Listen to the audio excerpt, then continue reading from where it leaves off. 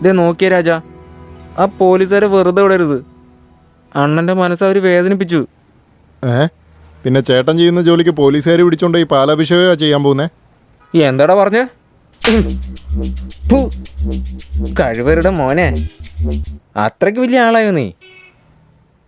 അണ്ണനെ കളിയാക്കാറായോ നീ? ഡാ ഭരത്തെ, നിനക്കുള്ള അതേ ദേഷ്യവും വിശ്വാസവും എനിക്കും ഉണ്ട്. ആവശ്യമില്ലാതെ കൊച്ചു പിള്ളേരെ പോലെ കിടന്ന് പെരുമാറല്ലേ. ഭരത്തെ, സമാധാനമായിട്ടിരിക്കെ. കൃത്യസമയത്ത് വേണ്ടത് ചെയ്യാടാ. അതുവരെ ഒന്ന് അടങ്ങിയിരിക്കേ. കാര്യങ്ങളൊക്കെ വെടിപ്പായിട്ട് അപ്പം ചെയ്യാം. എല്ലാത്തിനും ഒരു സമയമുണ്ട്. ആ സമയം വന്നവരെയും വെയിറ്റ് ചെയ്യാം. മനസ്സിലായോ? ഇല്ലടാ, ഇന്നലെ പോലീസില്ലേ നമ്മുടെ അണ്ണനെ വളഞ്ഞപ്പോൾ ഉണ്ടല്ലോ, എനിക്ക് എന്താ ചെയ്യേണ്ടതെന്ന് അറിഞ്ഞില്ലടാ. ഭാഗ്യത്തിന് ആ ഭഗവാന്റെ കരുണ കൊണ്ടാ നമ്മുടെ അണ്ണനെ രക്ഷിക്കാൻ പറ്റിയത്. നമ്മളെന്തെങ്കിലും ചെയ്തേ പറ്റുള്ളൂ രാജ. മനസ്സിലായോ? മനസ്സിലായടാ. പക്ഷേ ഈ കാര്യമൊക്കെ അണ്ണനെ അറിയാതെ വേണ്ടടാ ചെയ്യാൻ. അതുകൊണ്ടാണ് ഞാൻ പറഞ്ഞത് സമാധാനമായിട്ടിരിക്കാൻ. ചെയ്യടാ. കറക്റ്റ് സമയം വരുമ്പോൾ വേണ്ടത് ചെയ്യാം. ചെയ്തിരിക്കും.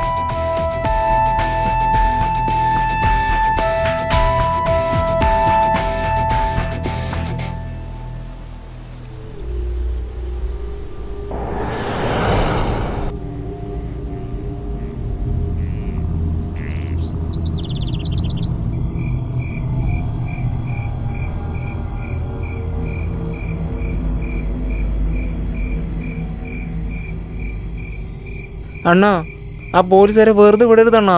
അണ്ണൻ്റെ നെറ്റിയിൽ തോക്ക് വെച്ചവരാ. അവരൊരിക്കലും വെറുതെ വിടരുതണ്ണാ.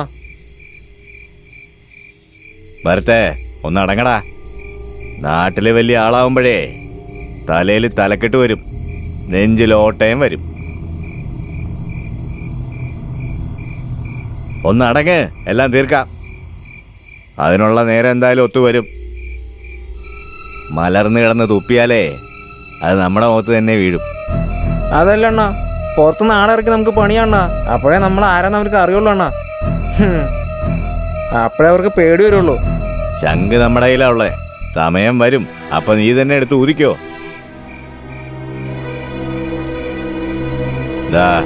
നമ്മുടെ പിള്ളേരെല്ലാം വിളിച്ചിട്ട് ഒന്ന് റെഡിയായിരുന്നോളാൻ പറ. സിഗ്നൽ എപ്പോൾ കിട്ടിയാലും കാര്യങ്ങളൊക്കെ വെടിപ്പായിട്ട് ചെയ്യണം. നമ്മളാണോ പോലീസുകാരാണോ കാത്തിരുന്ന് കാണാം.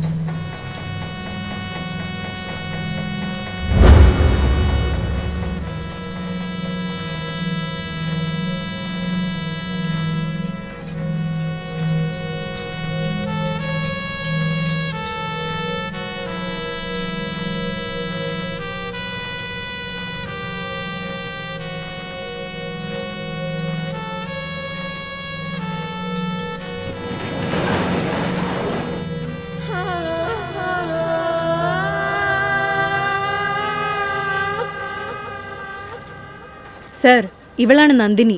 എൻ്റെ ചില കേസുകൾ ഇവളെ വെച്ച് ഞാൻ സീക്രട്ടായി അന്വേഷിച്ചിട്ടുണ്ട്. അതുമാത്രമല്ല, എല്ലാ ആണുങ്ങളെയും വശത്താക്കാൻ ഇവളൊരു പ്രത്യേകം മിടുക്കിയ. ഈ കാര്യത്തിലും നമുക്ക് ഇവളെ വെച്ചൊന്ന് അന്വേഷിച്ച് നോക്കിയാലോ? കുഴപ്പമൊന്നുമില്ലാതെ ജോലിയെല്ലാം തീർക്കില്ല മോളെ. സർ, ആളെ മാത്രം കാണിച്ചു തന്നാൽ മതി. ചൂണ്ട റെഡിയാണ്. നീ ചൂണ്ടയിടോ വലയിടോ എന്നൊന്നും എനിക്കറിയേണ്ട കാര്യമില്ല. കാര്യം കൃത്യമായി നടന്നാൽ മതി. ഒരു കാര്യം നീ ഓർത്തോ, നീ പിടിക്കാൻ പോകുന്നത് നത്തോലീനിയല്ല, സ്രാവ.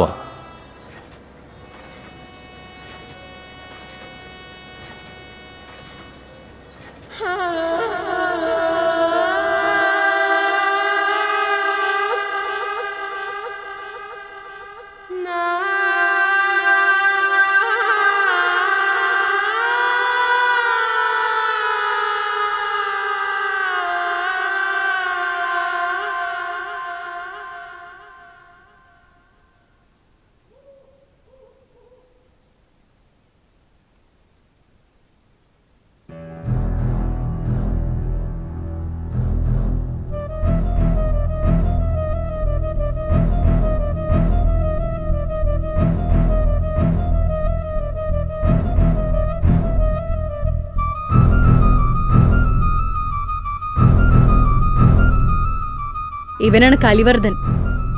ഭരതാ വണ്ടി ഇടറാ. ശരി അണ്ണ.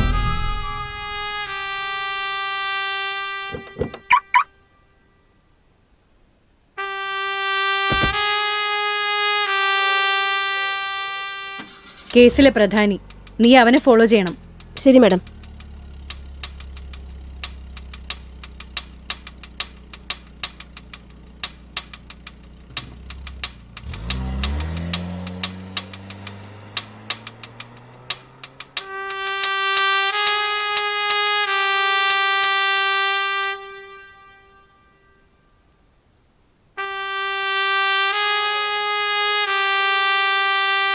ഹലോ, ഇവിടെ റൂം ബുക്ക് ചെയ്തിരുന്നു. കീ തരോ?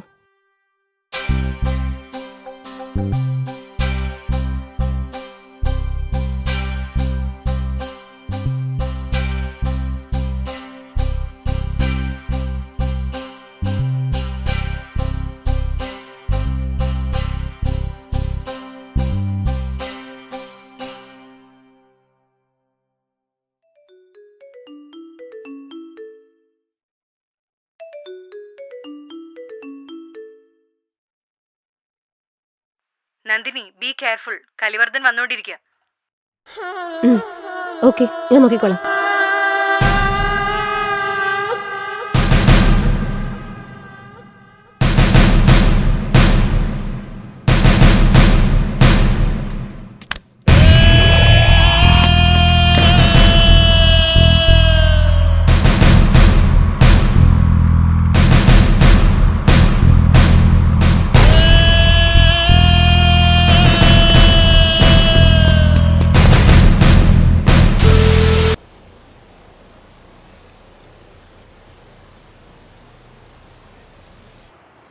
കേരളത്തിന്റെ പല ഭാഗത്തു നിന്നും വളരെ പ്രസിദ്ധമായിട്ടുള്ള പരമ്പരാഗതമായ വിലയേറിയ വിഗ്രഹങ്ങൾ ഈ അടുത്ത കാലം മുതൽ മോഷ്ടിക്കപ്പെട്ടുകൊണ്ടിരിക്കുകയാണ്. മോഷ്ടിക്കപ്പെട്ട ഈ വിഗ്രഹങ്ങൾ പുറം രാജ്യത്തേക്ക് കടത്തുകയാണെന്നാണ് ഇപ്പോൾ കിട്ടിയ വിവരങ്ങൾ. ഇതുപോലെ മോഷ്ടിക്കപ്പെട്ട വിഗ്രഹങ്ങൾക്ക് പുറകെ ഒരു അന്വേഷണം ഉണ്ടായിട്ടില്ല എന്നതാണ് മറ്റൊരു കാര്യം. അധികാരികളുടെ ഈ ഒരു അനാസ്ഥയിൽ ജനങ്ങൾ വളരെ രോഷാകുലരാണ്. നാടിന്റെ പല ഭാഗത്തു നിന്നും പ്രതിഷേധം ശക്തമായി ഉയർന്നു വരുന്നുണ്ട്. എന്നിട്ടും ഈ ഒരു പ്രശ്നത്തിന് ഇതുവരെയും ഒരു നടപടിയും എടുത്തിട്ടില്ല. ITV ചാനലിന് വേണ്ടി റിപ്പോർട്ടർ നിഷ. എന്താ മാണിക്കവേൽ, നിങ്ങളോടുള്ള വിശ്വാസം കൊണ്ടല്ലേ CBIക്ക് പോകേണ്ട ഒരു കേസ് നിങ്ങളെ ഏൽപ്പിച്ചത്? എന്നിട്ടതെന്തായി?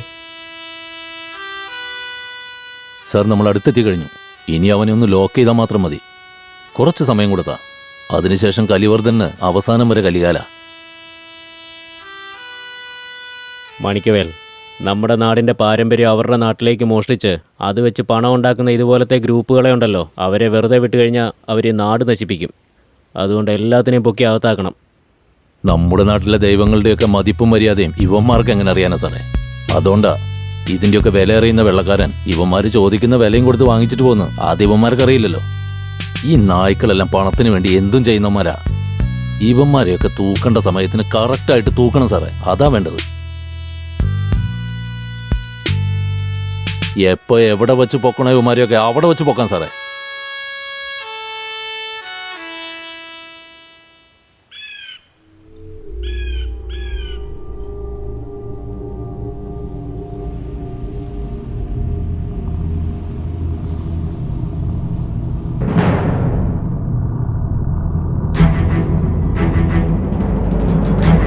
ഇവളുമാരെയൊക്കെ വിശ്വസിച്ചത് നമ്മുടെ തെറ്റായിപ്പോയി.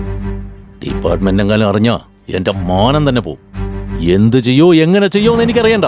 ഇന്ന് രാത്രി തന്നെ കലിവർദ്ധനെ പൊക്കണം. സോറി സർ, അവളെ പറ്റി അറിയാതെ റെക്കമെൻഡ് ചെയ്തത്. നിങ്ങളെ പറഞ്ഞിട്ട് കാര്യമില്ലെന്നേ. സാറ് നിങ്ങളെ വിശ്വസിച്ചില്ലേ? അതുകൊണ്ടാണ് ഇങ്ങനെയൊക്കെ സംഭവിച്ചത്. വിട്ടുകള രമേശ് സാർ, ഇനിയിപ്പോ എന്ത് ചെയ്യാനാ?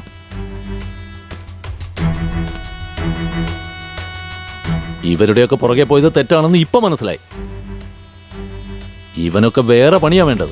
ഞാൻ അന്നേ പറഞ്ഞില്ലേ പിടിക്കാൻ പോകുന്ന സ്രാവിനെയാണെന്ന്.